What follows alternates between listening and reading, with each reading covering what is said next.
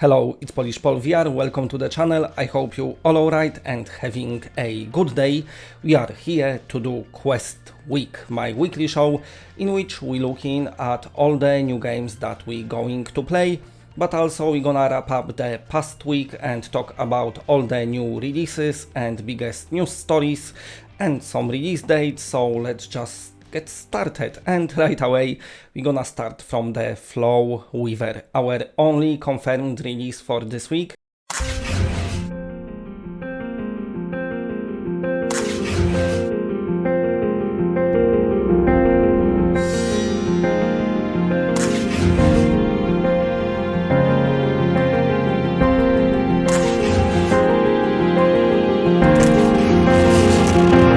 Of course, as always, there might be more games, but of what we know, we only got that one confirmed so far.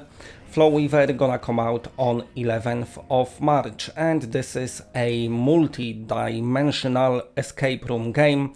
It's multi-dimensional because you're going from dimension to dimension in order to end up in a proper, very nice dimension.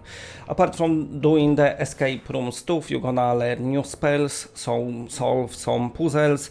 The game is already out on Steam and getting good reviews, and now on 11th of March you'll be able to play it on your Oculus Quest.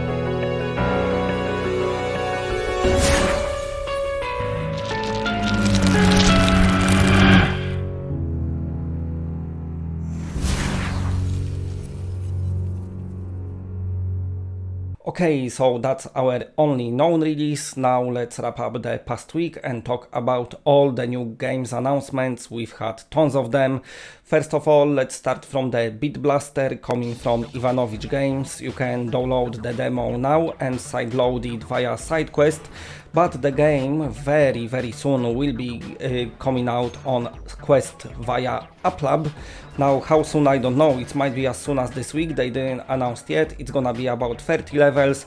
This is kind of like Endless Runner mixed with very light rhythmic shooter, I suppose.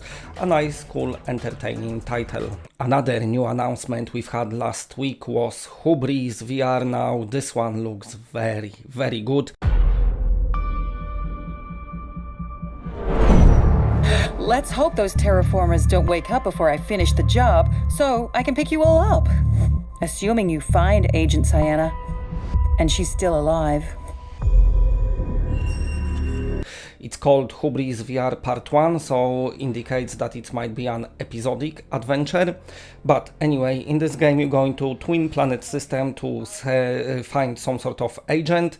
But from what we've seen on the trailer, first of all, it looks beautiful, but also there will be some shooting, some vehicle driving, some swimming, some climbing, so a lot of different mechanics. Looks very nice and it's coming soon to all the platforms.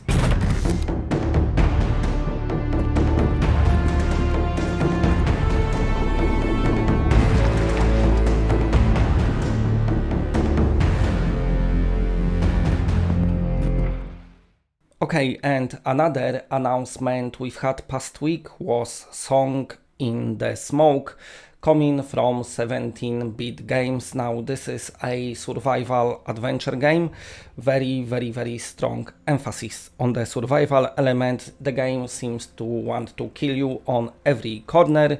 You have to travel, find new campsite, of course, craft new gear, craft new weapons, upgrade your character, heal yourself, get some food, all the survival world stuff.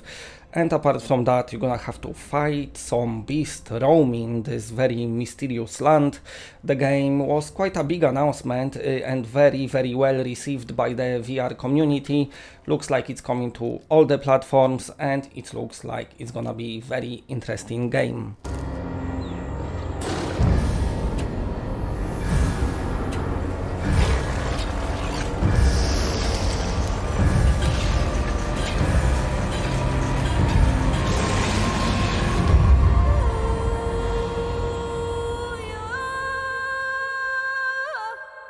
Okay, apart from Song in the Smoke, there was some other games. I want to talk about Wingsuit quickly.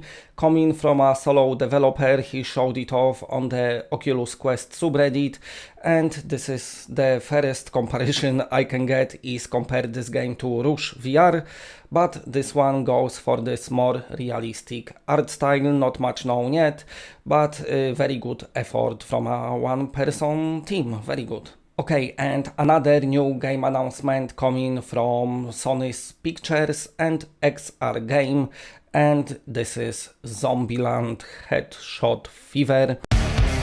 Well, looks like we got ourselves a good old video game trailer. Welcome back to Zombieland. Zombieland, of course, quite popular franchise, so now they turning into what it looks to be a wave shooter, but I'm not sure. They saying they are very inspired by the likes like Time Crisis or House of the Dead. In this game, of course, you blowing up zombies. Apparently, after very nice 2 headshots, you can activate this slow-mo mode, bullet time. They saying it's gonna be cool. I don't know how it's gonna turn. It looks like a wave shooter when you're stuck in one spot, but just might be just the trailer. I do hope for they're gonna give us some on-rail sections as well. And get ready for wall-to-wall hellfire. Go fast, shoot for the head. Don't suck. Okay, so that was all the new games announcements, quite few of them, some of them looks very interesting.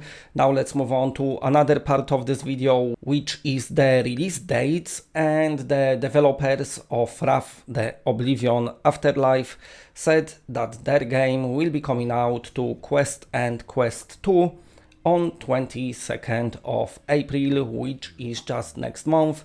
This is an horror affair, so the game gonna try to scare you. You're not an actual person, but you become a Wraith, which is interesting. And then you going through this house, I suppose, trying not to die. If it's gonna be scary or not, I don't know. There was some first impressions out already, they are mixed, so we just have to wait for the full release to judge. Okay, so now it's time to talk at some biggest news stories from Oculus Quest world, and maybe let's talk about this 120 Hz mode. So sadly it's got delayed. At earliest it's gonna come out in Q2, but also Oculus themselves already said it's only handful of titles that will support it, but nevertheless to have higher frame rate option it's always a good idea.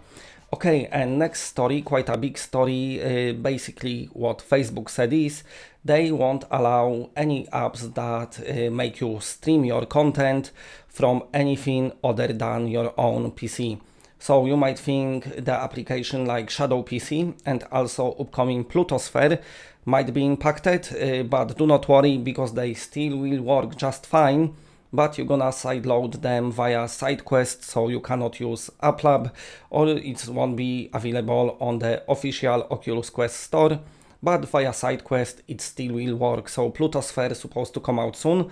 I suppose not very good news for this studio, and Shadow PC of course been out for a while now, and some people using it already and liking it. Okay, anyway, if you like what you're seeing, then please press a like because it does help the channel a lot. And if you're new to the channel and are not subscribed, then subscribe. It's always better when it's more of us. And that's it, bye.